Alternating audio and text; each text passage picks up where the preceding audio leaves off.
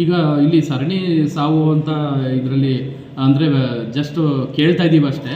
General ಡೆತ್ಸನ್ನ ಇಲ್ಲಿ ಹೃದಯಾಘಾತ ಅನ್ನೋದಕ್ಕೆ ಆಗಲ್ಲ. ಇದರಲ್ಲಿ ಜನರಲ್ ಡೆತ್ಸ್ಗಳು ಸೇರ್ಕೊಂಡಿದೆ. ಇಲ್ಲಿ ಏನಾಗಿದೆ ಅಂದರೆ ಪ್ರತಿ ಒಂದು ತಿಂಗಳಲ್ಲಿ ಇಷ್ಟು ಪೇಷಂಟು ಡೆತ್ ಆದರೂ ಬಿಕಾಸ್ ಆಫ್ ಹೃದಯಾಘಾತ ಅಂತ ಹೇಳ್ತಾ ಇದ್ದಾರೆ. ಅದು ತಪ್ಪು ಆ್ಯಕ್ಚುಲಿ. ಅದು ಮತ್ತು ಹೊರಗಡೆ ಜಿಲ್ಲೆನಲ್ಲೂ ಹೊರಗಡೆ ಇದರಲ್ಲೂ ಬೆಂಗಳೂರು ಮತ್ತು ಇದರಲ್ಲಾದ್ರೂ ಹಾಸನ ಮೂಲದವರು ಅಂತ ಅಲ್ಲಿ ಅವರು ಸ್ಟೇ ಆಗಿದ್ರು ಸಹ ಆ ಡೆತ್ನೂ ಸಹ ಇನ್ಕ್ಲೂಡ್ ಮಾಡಿದ್ದಾರೆ. ನಮ್ಮ ಜಿಲ್ಲೆ ಜನತೆ ಯಾವುದೇ ಕಾರಣಕ್ಕೂ ಎದುರುಕೊಳ್ಳುವಂಥ ಅವಶ್ಯಕತೆ ಇಲ್ಲ. ಬಟ್ ಮುನ್ನೆಚ್ಚರಿಕೆ ಕ್ರಮಗಳನ್ನ ತಗೋಬೇಕು. ಈಗ ಅದು ಲೆಕ್ಕನೇ ಸಿಕ್ಕಿಲ್ಲ. ಯಾಕಂದರೆ ಅದು ಜನರಲ್ ಡೆತ್ಸನ್ನು ಸೇರಿಸ್ಕೊಂಡಿದ್ದಾರೆ. ಇದರಲ್ಲಿ ಜನರಲ್ ಡೆತ್ತಲ್ಲಿ ಸಾವಾದ್ರೂ ಸಹ ಕಾರ್ಯಕರಿಷ್ಠಿಂದಲೇ ಇದಾಗೋದು. ಕೊನೆ ಇದರಲ್ಲಿ ಯಾವುದೋ ಸಾರ್ವಜನಿಕ ಆಸ್ಪತ್ರೆಯಲ್ಲಿ ಕ್ಯಾಸುವಾಲಿಟಿನಲ್ಲಿ ಅಪಘಾತ ವಿಭಾಗದಲ್ಲಿ ಆದ ಡೆತ್ನು ಸೇರಿಸ್ಕೊಂಡಿದ್ದಾರೆ. ನಮಗೆ ಗೊತ್ತಿರೋ ಮಾಹಿತಿ ಪ್ರಕಾರ ನಾವು ಒಂದು ಹದಿಹರೆಯದವರಲ್ಲಿ ಇದಾದಾಗ ಅವ್ರಿಗೆ BP ಮತ್ತು ಶುಗರ್ ಇತ್ತು ಮತ್ತು ಫ್ಯಾಮಿಲಿ ಹಿಸ್ಟ್ರಿ ಇತ್ತು ಅಂತ ಒಂದು 3-4 ನಾವು ಡಯಾಗ್ನೋಸ್ ಮಾಡಿದ್ದೀವಿ. ಬಟ್ ನಾವು ನಮ್ಮ ಆರೋಗ್ಯ ಇಲಾಖೆಯಿಂದ ಅವೇರ್ನೆಸ್ ಪ್ರೋಗ್ರಾಮ್ನು ನಾವು ಮಾಡ್ತಾಯಿದ್ವಿ ಪ್ರತಿಯೊಂದು ಜಿಲ್ಲೆಗಳದ್ದು ನನಗೆ ಮಾಹಿತಿ ಇಲ್ಲ. ಬಟ್ ಹಾಸನಲ್ಲಿ ಈ ಥರ ಎಲ್ಲ ಆಗಿರೋದ್ರಿಂದ ನಾವು ಸಹ ನಾವೆಲ್ರಿಗೂ ನಾವು ರಿಕ್ವೆಸ್ಟ್ ಮಾಡೋದು ಅಂತ ಹೇಳಿದ್ರೆ ನಿಜವಾದ ಒಂದು ಹೃದಯಾಘಾತದ ಪ್ರಕರಣಗಳನ್ನ ಇದ್ದರೆ ಅದನ್ನು ನಮಗೆ ವರದಿ ಬರುತ್ತೆ. ಅದ್ರ ಬಗ್ಗೆ ನಾನು ಹೇಳ್ಬೋದು. ಮತ್ತು ಏನಾಗಿದೆ ಅಂತ ಹೇಳಿದ್ರೆ ಇವತ್ತು ಒಂದು ಡೆತ್ ಆಗಿದೆ ಅಂತ ಹೇಳಿದರು, 3 ಅಂತ ಹೇಳಿದರು. ಆಮೇಲೆ ನೋಡಿದರೆ ಒಂದು ಡೆತ್ತು. ಅದರಲ್ಲಿ ಅವ್ರಿಗೆ ಮೊದಲೇ ಕಾರ್ಡಿಯಾಕ್ ಡಿಸೀಸ್ ಇತ್ತು. ಅವ್ರಿಗೆ age around 60 years. Cardiac disease ಇತ್ತಿಂದ ಹೊಳೆನರಸೀಪುರದಲ್ಲಿ ಒಂದು ಆಗಿದೆ ಅಂತ ಬಂತು. ನಾನು ವಿಚಾರಿಸಿದಾಗ ಆ ಥರ ಬಂದಿದೆ. ಅವ್ರಿಗೆ ಮೊದಲೇ ಅವರು ನಮ್ಮಲ್ಲಿ ಅಲ್ಲಿ ಫಿಸಿಷಿಯನ್ ಎಲ್ಲ ನೋಡಿದ್ದಾರೆ.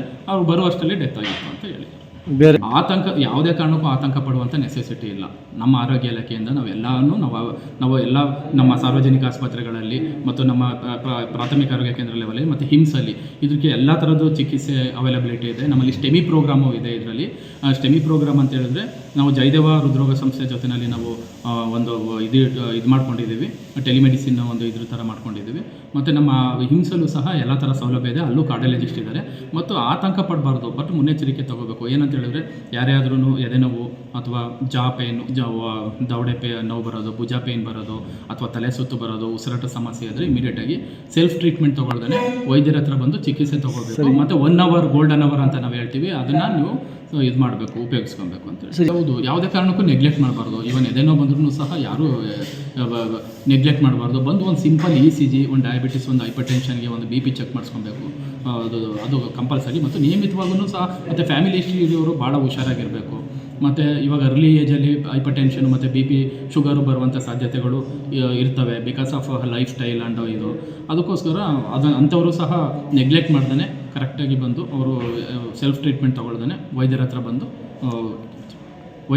ತಪಾಸಣೆ ಮಾಡಿಸ್ಕೋಬೇಕು. ಇಲ್ಲ ಆ ಥರ ಏನು ನನಗೆ ಗೊತ್ತಿರೋ ಮಟ್ಟಿಗೆ ಆ ಥರ ಏನು ಕಂಡು ಬರ್ತಾ ಇಲ್ಲ. ಏನಂತ ಹೇಳಿದ್ರೆ ಜನರಲ್ ಡೆತ್ನೂ ಸಹ ಇದರಲ್ಲಿ ಇನ್ಕ್ಲೂಡ್ ಆಗಿರೋದ್ರಿಂದ ಅದು ಸಂಖ್ಯೆ ಜಾಸ್ತಿ ಕಾಣಿಸ್ತಾ ಇದೆ.